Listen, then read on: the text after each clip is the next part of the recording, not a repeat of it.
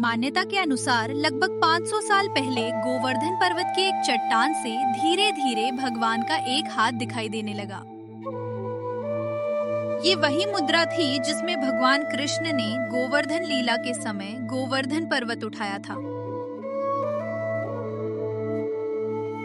धीरे धीरे उस चट्टान से भगवान का दिव्य स्वरूप प्रकट होने लगा। लोगों ने समझ लिया कि ये स्वयं भगवान श्री कृष्ण का ही स्वरूप है।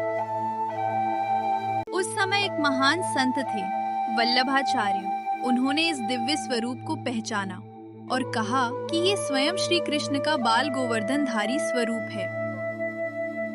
उन्होंने भगवान की सेवा की परंपरा शुरू की, जिसे पुष्टि मार्ग कहा जाता है।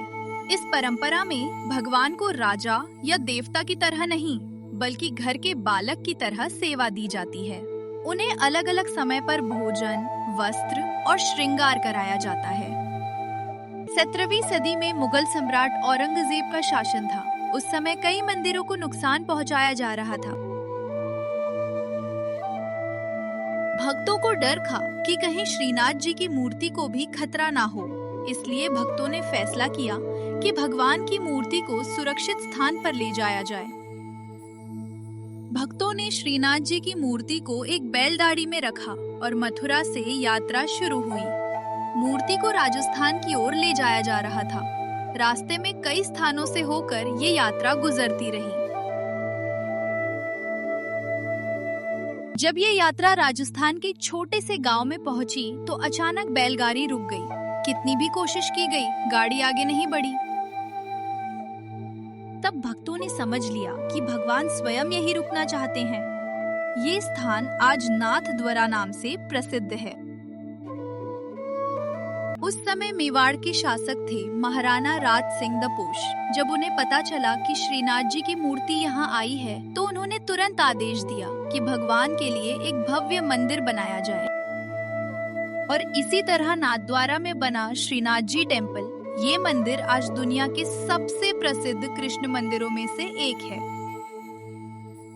लोक कथा में मेवाड़ की राजकुमारी अजब कुमारी का वर्णन आता है, जो भगवान श्रीनाथ जी की अनन्य भक्त थी। वे मेवाड़ से मथुरा श्रीनाथ जी के दर्शन के लिए जाती रहती थी।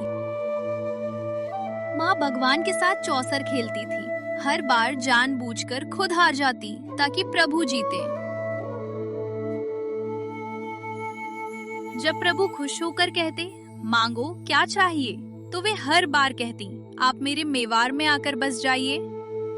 अंत में भगवान उनकी सच्ची भक्ति से प्रसन्न होकर उन्हें वचन दे देते हैं।